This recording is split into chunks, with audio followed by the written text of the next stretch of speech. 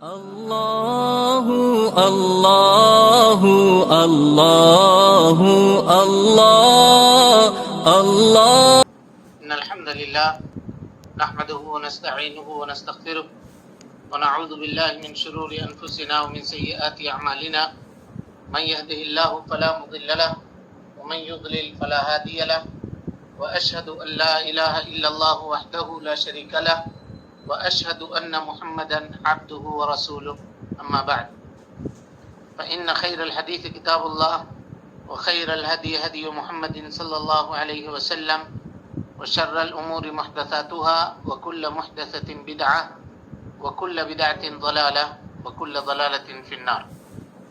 محترم حاضرین، سامعین و سامعات، ناظرین و ناظرات، اصول ثلاثہ کے اس مجلس میں آپ تمام حضرات کا خیر مقدم ہے۔ اللہ رب العالمین سے دعا ہے کہ اللہ تعالی ہمیں علم دین سیکھنے، اس کے مطابق عمل کرنے، اس کی دعوت عام کرنے اور اس کے راستے میں آنے والی مصیبتوں کے اوپر صبر کرنے کی توفیق نصیب فرمائے۔ کل کے درس میں دوسرا اصل مصنف رحمہ اللہ نے جو بیان کیا تھا، معرفت دین الاسلام بالادلہ، اس کے تعلق سے گفتگو ہو چکی تھی کہ دین اسلام کو دلائل سے جاننا کس طرح سے ضروری ہے۔ جو اصل کا علم ہے، دین کے اصل کا علم ہے، وہ اس کو سیکھنا ہر شخص کے اوپر واجب ہے، اور اگر وہ نہیں سیکھتا ہے تو گنہگار ہے۔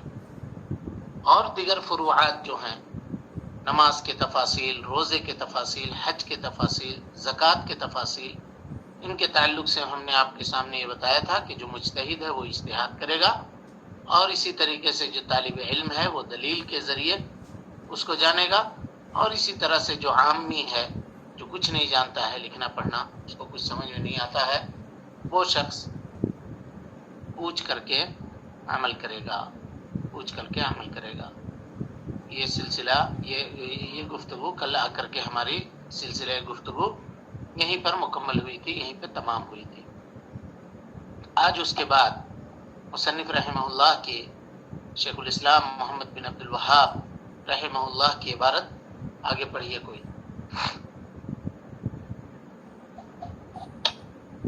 دین کی ڈیفینیشن۔ جی پڑھیے، تسخیر پڑھیے۔ کل دین کی ڈیفینیشن تو گزر چکی تھی، وہیں سے پڑھنا ہے یا پھر درجات سے؟ وہیں سے پڑھیے، شروع سے پڑھیے۔ دوسرا اصول، دین اسلام کو دلائل کے ساتھ جاننا، توحید الہی کو دل و جان سے اپناتے ہوئے اپنے آپ کو اللہ تعالیٰ کے مطیع و سپرد کر دینے، اس کے احکام کی اطاعت کرتے ہوئے اس کا تابع فرمان رہنے اور اس کے ساتھ کسی دوسرے کو ہرگز شریک نہ ٹھہرانے کا نام دین ہے۔ دین کے 3 درجات ہیں۔ بس یہ دین ہے۔ اسلام کا مطلب یہ ہے کہ اللہ رب العالمین کو ایک معبود مانتے ہوئے اس کے سامنے سر تسلیم خم کر دیا جائے، اس کی اطاعت کرتے ہوئے اس کے احکام کو بجا لایا جائے، اور شرک اور اہل شرک سے براءت کا اظہار کیا جائے۔ یہ اسلام ہے۔ اسلام کا معنی مصنف رحمۃ اللہ علیہ، شیخ الاسلام محمد بن عبد الوہاب رحمۃ اللہ علیہ نے یہ بیان فرمایا ہے۔ عربی عبارت اس کی ہے الاستسلام للہ بالتوحید۔ آدمی اپنے آپ کو توحید کے ساتھ اللہ رب العالمین کی وحدانیت کا اقرار کرتے ہوئے اللہ رب العالمین کے سامنے سرنڈر کر دے۔ استسلام کے معنی سرنڈر کر دینا۔ والانقیاد له بالطاعہ، اور اللہ رب العالمین کی اطاعت اور اللہ رب العالمین کی فرمانبرداری کرنے کے لیے اپنے آپ کو جھکا دے، لگا دے پورے طور پہ، یعنی بالکل اس طرح سے جیسے کوئی اپنے مالک کے آرڈر کو سننے کے لیے ہمیشہ تیار رہتا ہے۔ انقیاد کے اپوزٹ جو چیز آتی ہے وہ چیز ہے استکبار، تکبر کرنا۔ تکبر کرنا یعنی متکبر نہ بنے۔ اللہ رب العالمین نے جن کاموں کے کرنے کا حکم دیا ہے اور جن کاموں سے اللہ اور اس کے رسول نے روکا ہے، اس کو جن کو کرنے کا حکم دیا ہے کرے، اور جن سے روکا ہے منع فرمایا ہے اس سے روکا ہے۔ والانقیاد له بالطاعت، اطاعت و فرما برداری کرنی پڑے گی۔ یہ اسلام کا معنی چل رہا ہے آپ کے سامنے۔ کا والبراءۃ من الشرک واہلہ، کہا اور شرک اور اہل شرک سے براءت کا اظہار کیا جائے، شرک اور اہل شرک سے براءت کا اظہار کیا جائے۔ شیخ الاسلام محمد بن عبد الوہاب رحمۃ اللہ علیہ نے اسلام کی جو یہ تعریف بیان فرمائی ہے، اس کی اصل کیا ہے؟ اسلام کی اس تعریف کی اصل کیا ہے؟ علامہ جریر ابن طبری رحمۃ اللہ علیہ مفسر ہیں، اسلام کی تفسیر کرتے ہوئے فرماتے ہیں، غور کیجیے گا ان کی عبارت پہ، کہتے ہیں اقرار الالسن والقلوب للہ بالعبودیت والذلہ، آدمی اپنے دل سے اپنے زبان سے اللہ رب العالمین کی وحدانیت کا عاجزی اور انکساری کے ساتھ اقرار کرے، یہ اسلام کا معنی ہے۔ ایک حصہ گزر چکا، اسلام کا مطلب یہ ہے کہ اللہ تعالیٰ کو ایک معبود مانتے ہوئے اس کے سامنے سر تسلیم خم کیا جائے۔ اسی کو بیان کیا کہ زبان سے اور دل سے عاجزی اور انکساری کرتے ہوئے اللہ رب العالمین کی وحدانیت کا اقرار کرے۔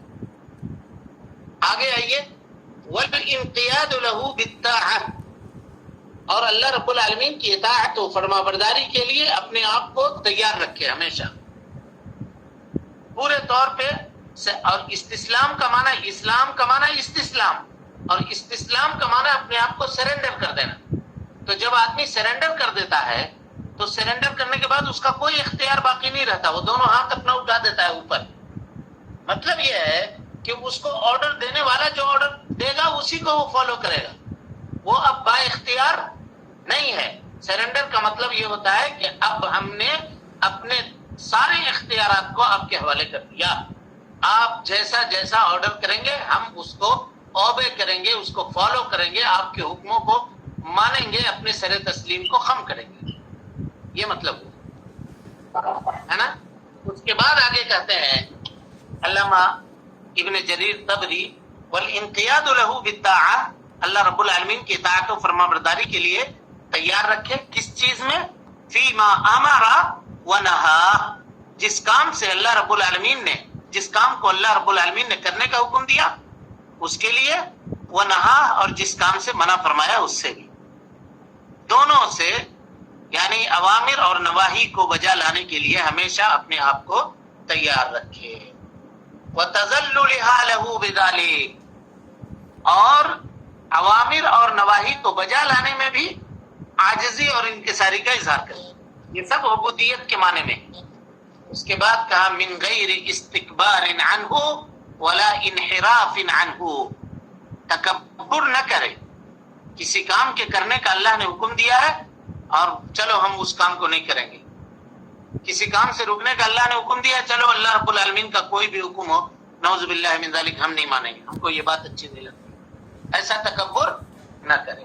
ولا انحراف عنہ، اور اس سے منحرف بھی نہ ہو، یعنی اللہ کے رسول نے یا اللہ رب العالمین نے یہ راستہ متعین کیا ہے چلنے کا، سنت کا راستہ، سنت کا راستہ چھوڑ کر کے ہم اپنے یا اپنے جیسے کسی عالم کے یا کسی مولوی کے بنائے گئے راستے کو اختیار کر رہے ہیں، یہ انحراف ہے، تو وہ بھی نہ کرے، وہ بھی نہ کرے۔ دون اشراک معہ غیرہ فی العبودیت والالوہیہ، اللہ رب العالمین کی عبودیت میں، اللہ رب العالمین کی الوہیت میں کسی دوسرے کو شریک کیے بغیر، سمجھ گیا؟ علامہ ابن جریر طبری رحمۃ اللہ علیہ نے اسلام کی جو تعریف کی ہے اس کی وضاحت آپ کے سامنے ہم نے کیا۔ شیخ الاسلام علامہ ابن تیمیہ رحمۃ اللہ علیہ فرماتے ہیں اسلام کے معانی کو بیان کرتے ہوئے، کہتے ہیں اسلام دو معنی کے اوپر مشتمل ہے، غور کیجیے گا، اسلام دو معنی کے اوپر مشتمل ہے۔ پہلا معنی استسلام کا ہے، اسلام کے معنی استسلام، اور استسلام کے معنی خود سپردگی کر دینا، سرنڈر کر دینا، جس کا ترجمہ ہم بار بار کر رہے ہیں آپ کے سامنے. اپنے آپ کو سپرد کر دینا, اپنے آپ کے حوالے کر دینا. آپ لوگ کبھی اردو میں پڑھتے ہوں گے مسلم اس اونٹ کو کہا جاتا ہے جس کے ناک میں نکیل لگا دی گئی ہو. اب اونٹ کے ناک میں اگر نکیل ڈال دی گئی تو اب اس اونٹ کے پاس کوئی اختیار باقی نہیں رہتا. نکیل پکڑنے والا جب اس کو چلنے کا آرڈر کرے گا, چلنے کا حکم دے گا, وہ اونٹنی چلے گی, اور جب اس اونٹ کو رکنے کا حکم دے گا وہ اونٹنی رکے گی. اپنے اختیار سے وہ کچھ بھی نہیں کر سکتی. کہا کہ اسلام کا ایک معنی استسلام ہے, اور شیخ الاسلام کہتے ہیں دوسرا معنی انقیاد ہے. انقیاد کے معنی اللہ تعالیٰ کے فرما برداری کرنا, اللہ رب العالمین کے حکموں کو ماننا, اللہ اور اس کے رسول کے بتائے گئے طریقے کو اختیار کرنے کے لیے ہمیشہ اپنے آپ کو تیار رکھنا. کہا فلا یکون متکبرا, اسلام لانے کے بعد قرآن اور حدیث کی باتوں کو ماننے میں آدمی متکبر نہ ہو. چلو ہم اس کو مانیں گے, اس کو ترک کر دیں گے, اس کو چھوڑ دیں گے, ایسا نہیں چلے گا. فلا یکون متکبرا. اور دوسری چیز کہا والثانی الاخلاص, اخلاص کے ساتھ, یعنی فلا یکون مشرکا, مشرک بھی نہ ہو. یہ سارا معنی دیکھیے شیخ الاسلام محمد بن عبد الوہاب رحمۃ اللہ علیہ کا معنی سے ملتا جلتا ہے. یعنی انہوں نے ان علماء کے معانی کو دیکھتے ہوئے انہوں نے لکھا کہ اسلام کہتے ہیں اللہ رب العالمین کے سامنے اپنے آپ کو سرنڈر کر دینا, اللہ اور اس کے رسول کی اطاعت و فرما برداری کرنا, اور شرک اور اہل شرک سے اظہار برات کرنا. برات کے کیا معنی ہیں؟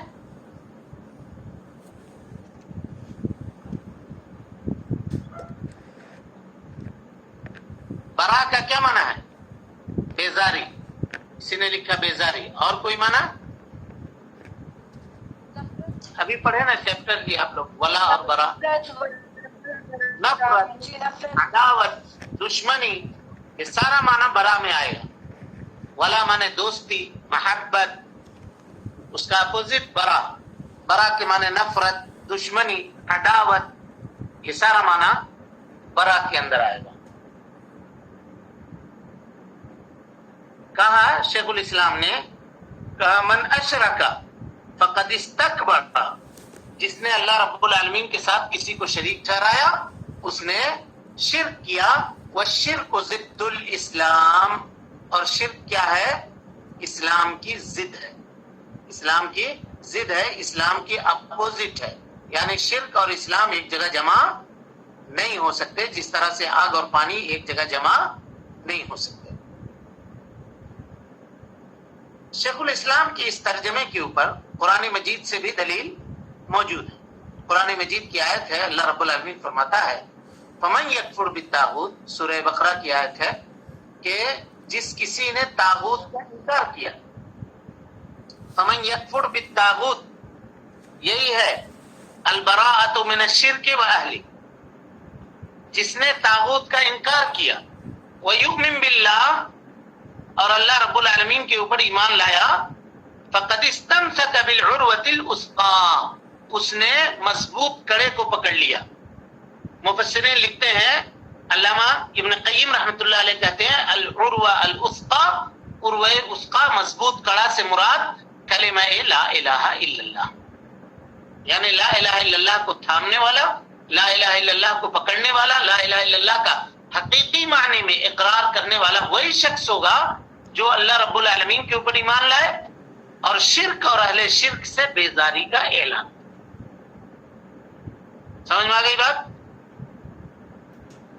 شیخ الاسلام کا یہ معنی جو اسلام کے تعلق سے انہوں نے کیا ہے, یہ معنی اس کی وضاحت ہو گئی آپ کے سامنے.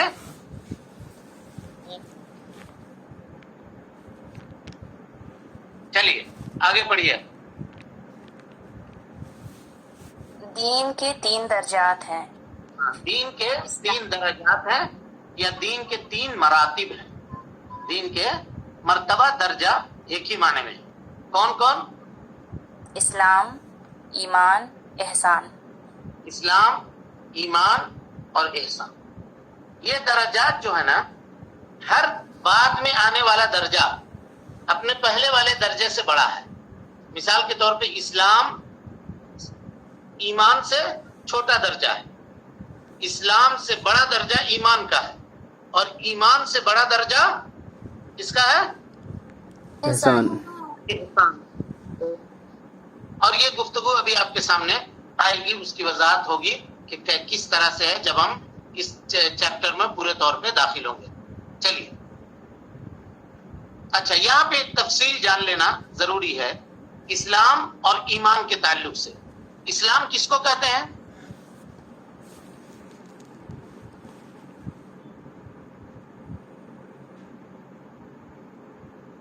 بولیے. اپنا آپ کو اللہ کے پاس سرنڈر کر دینا.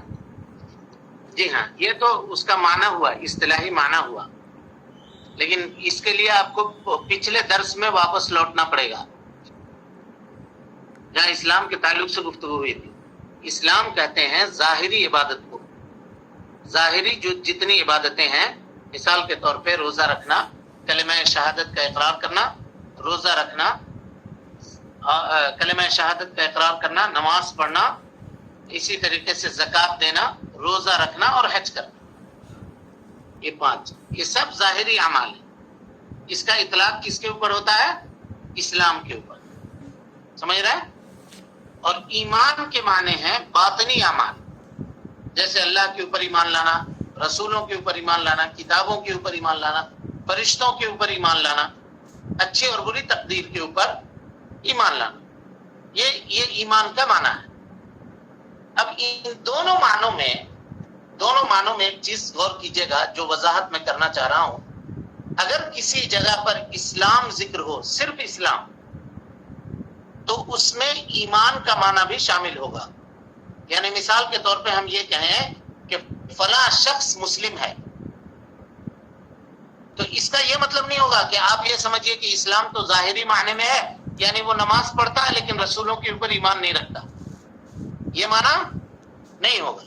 اور اگر ہم کہیں کہ فلاں شخص مومن ہے، تو اس کا یہ مطلب نہیں کہ وہ صرف اللہ کے اوپر ایمان لاتا ہے، نماز نہیں پڑھتا ہے، روزہ نہیں رکھتا ہے، حج نہیں کرتا ہے، زکوٰۃ نہیں دیتا. نہیں، اگر ایمان اور اسلام کسی جگہ پر بھی قرآن مجید میں یا کسی بھی نص میں کسی جگہ پر کسی سبجیکٹ میں گفتگو کرتے وقت ایک ساتھ ذکر کیا جائے تو اسلام کا معنی کیا جائے گا ظاہری اعمال کے ذریعے سے، اور ایمان کا معنی کیا جائے گا باطنی اعمال کے ذریعے سے، جو دل کا عمل ہے اس کے ذریعے سے.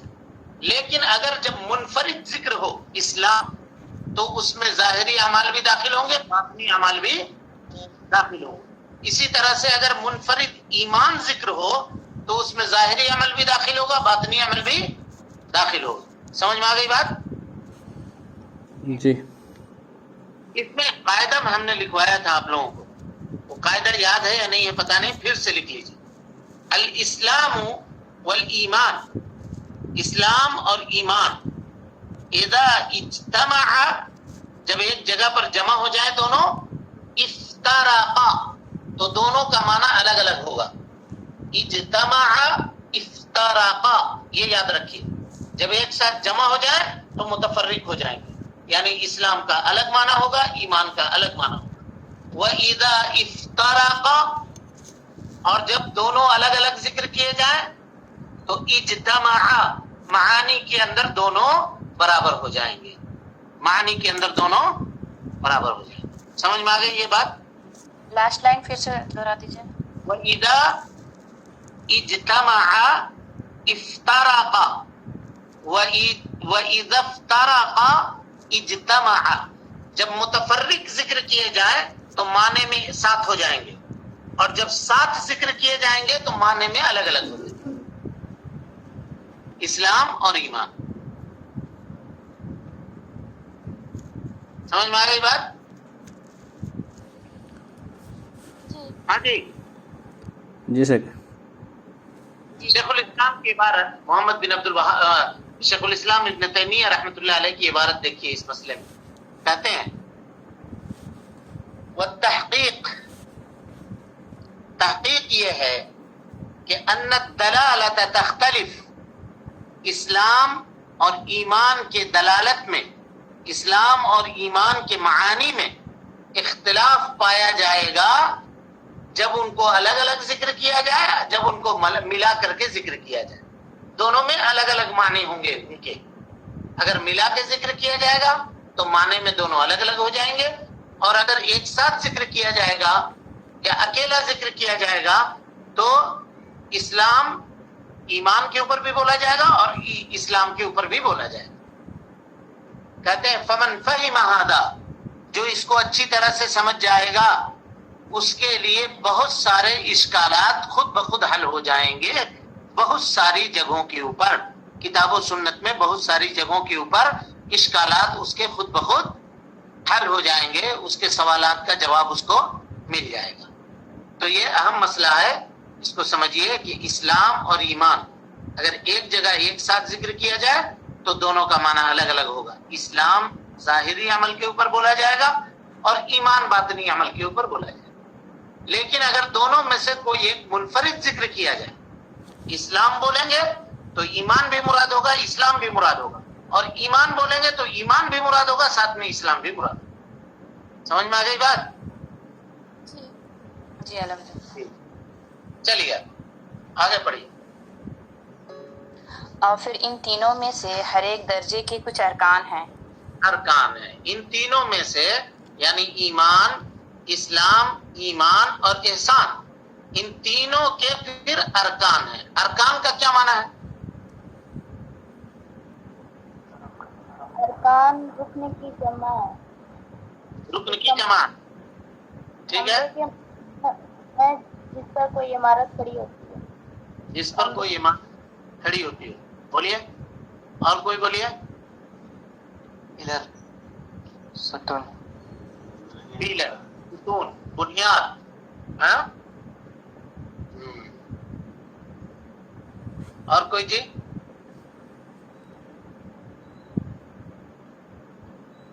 ارکان کہتے ہیں ہر چیز کے سب سے مضبوط حصے کو، کہ اگر اس حصے کو ہٹا لیا جائے تو پھر اس چیز کا تصور نہیں ہے۔ تو ظاہر سی بات ہے گھر بنانے کے لیے اس کا مضبوط حصہ کیا ہے جی؟ پیلر ہے، اس کے اوپر وہ گھر کھڑا ہے۔ اگر وہ پیلر کو گرا دیا جائے، ہٹا دیا جائے تو وہ گھر، چھت خود بخود نیچے گر جائے گا۔ سمجھ میں آ رہی بات؟ جی جی۔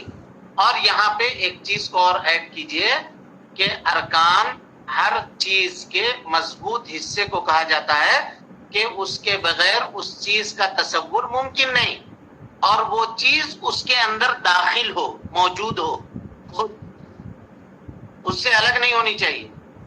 اگر یہ کہہ دیجیے گا تو پھر رکن اور شرط دونوں کو سمجھنے میں آپ کے لیے آسانی ہو جائے گی۔ جیسے رکن کے بغیر بھی کوئی چیز مکمل نہیں ہوگی، اور شرط کے بغیر بھی کوئی چیز مکمل نہیں ہوگی۔ اس کو مثال سے سمجھیے، ایک مثال میں آپ کو دے رہا ہوں۔ نماز کے اندر رکوع کیا ہے جی؟ رکوع کیا ہے؟ رکن ہے۔ اور نماز کے لیے وضو کرنا کیا ہے؟ شرط۔ کیوں شرط کہا؟ وضو بھی تو بہت امپورٹنٹ لگتا ہے، کیونکہ بغیر وضو کے ہم نماز نہیں پڑھ سکتے ہیں۔ جس طرح سے کوئی آدمی بغیر رکوع کیے ہوئے نماز پڑھے گا اس کا نماز نہیں ہوگا، بالکل اسی طریقے سے کوئی آدمی بغیر وضو کر کے نماز پڑھے گا تو نماز ہوگا نہیں۔ پھر دونوں کو فرق کیوں کیا؟ اس کو شرط کیوں کہا، اس کو رکن کیوں کہا؟ اسی فرق کو بتانے کے لیے میں کہہ رہا ہوں کہ رکن ہر چیز کے مضبوط حصے کو کہا جاتا ہے، اور وہ حصہ اس کے اندر موجود ہو، ہے نا؟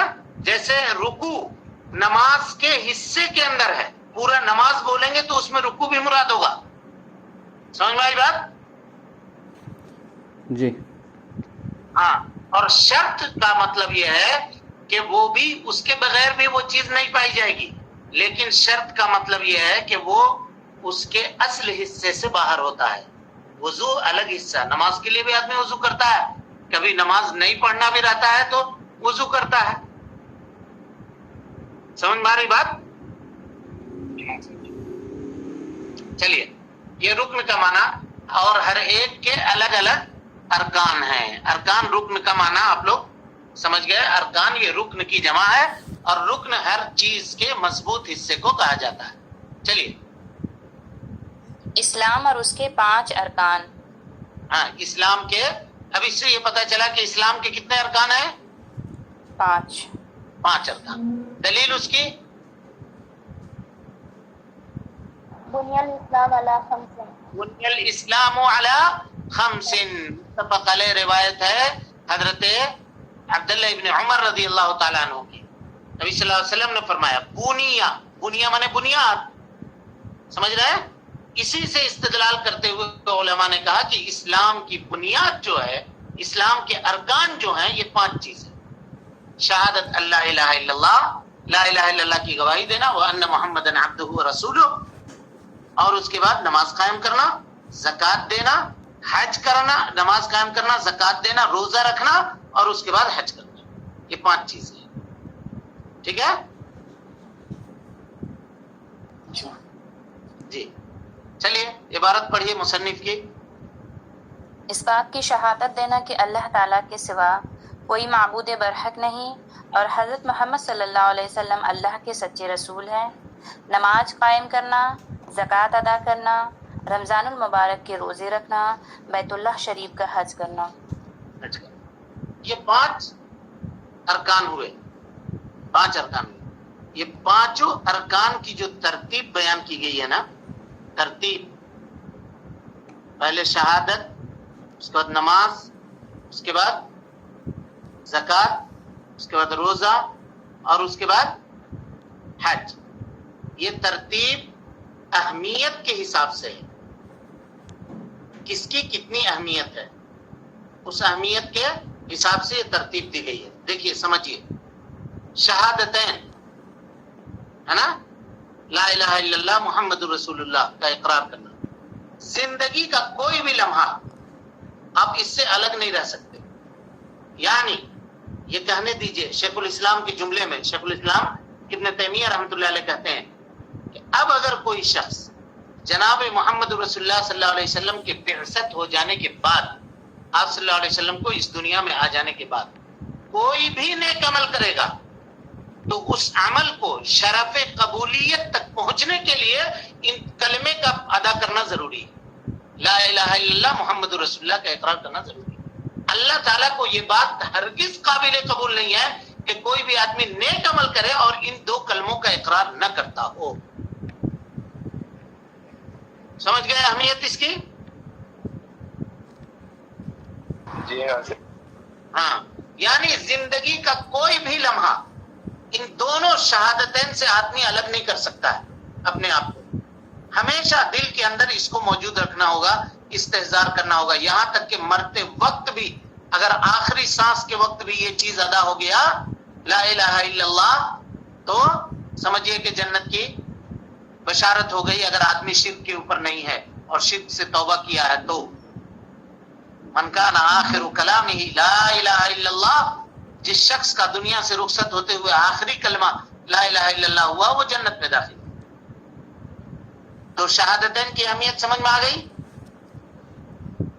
اب اس کے بعد دوسرے نمبر پہ جو چیز ہے وہ 5 وقت کی نمازیں ہیں. یہ ہر دن ہے، ہر دن، جمعہ، سنیچر، اتوار، سوموار، منگل، بدھ، جمعرات، کسی بھی دن چھٹی نہیں، اور 5 بار ہے دن میں.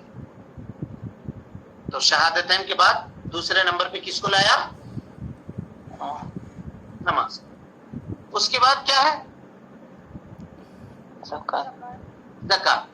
زکوٰۃ کب ہے جی؟ بولیے فٹافٹ، جلدی جلدی بولیے. سال میں 1 بار. اور روزہ؟ وہ بھی سال میں 1 بار. لیکن روزے سے پہلے زکوٰۃ کو کیوں ذکر کیا جبکہ دونوں سالانہ ادا کیے جانے والی عبادت ہے؟ یہ بھی سال میں 1 بار ہے، یہ بھی سال میں 1 بار ہے. زکوٰۃ سال میں کسی بھی مہینے میں نکال سکتے، جبکہ روزہ ایک مخصوص مہینے میں ہی رکھنا ہے، رمضان کے مہینے میں. روزے کو تو پہلے لانا چاہیے تھا. روزہ 30 دنوں کا مطلب وہ 1 دن میں ہو جائے. دیکھیے زکوٰۃ کا فائدہ یہ متعدی ہے. متعدی کے معنی آپ سے دوسرے کو بھی اس کا فائدہ پہنچتا ہے. تو فائدے کے اعتبار سے اس کو پہلے ذکر کیا. اور روزے کا جو فائدہ ہے وہ قاصر ہے. ہم روزہ رکھ رہے ہیں میرے حد تک ہے, آپ روزہ رکھ رہے ہیں آپ کے حد تک ہے, لیکن آپ زکوٰۃ نکال رہے ہیں تو آپ کو ثواب تو مل رہا ہے, لیکن آپ کا زکوٰۃ جس کو دیا جا رہا ہے, جو زکوٰۃ لینے والا شخص ہے, وہ بھی آپ کی زکوٰۃ سے فائدہ اٹھا رہا ہے. تو یہ قاعدہ ہے کہ کوئی بھی چیز جس کا نفع متعدی ہو وہ اوپر ہوتا ہے اس کے مقابلے میں جس کا نفع قاصر ہو, جس کا نفع ایک جگہ رہتا ہو. سمجھ میں آ گئی بات؟ جی ہاں. اس وجہ سے زکوٰۃ کو پہلے ذکر کیا اور اس کے بعد روزے کو اس کے بعد ذکر کیا, جبکہ دونوں سالانہ ادا کیے جانے والی عبادت. اب اس کے بعد حج, یہ بھی تو سالانہ ادا کیا جاتا ہے. استطاعت ہو تو. ہاں جی, اور کوئی جواب؟ استطاعت تو زکوٰۃ میں بھی ہے جی. اور کوئی جواب؟ اس کو آخر میں کیوں؟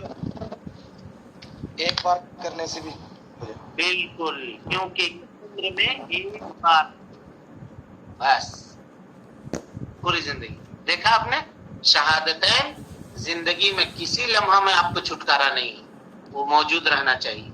اس کے بعد سب سے بڑی عبادت 5 وقت کی نماز, دن بھر میں 5 مرتبہ. اس کے بعد آئیے سال بھر کی عبادت لیکن زکوٰۃ, لیکن اس کا فائدہ ہم سے دوسروں کو پہنچتا ہے, اس وجہ سے اس کو پہلے ذکر کیا.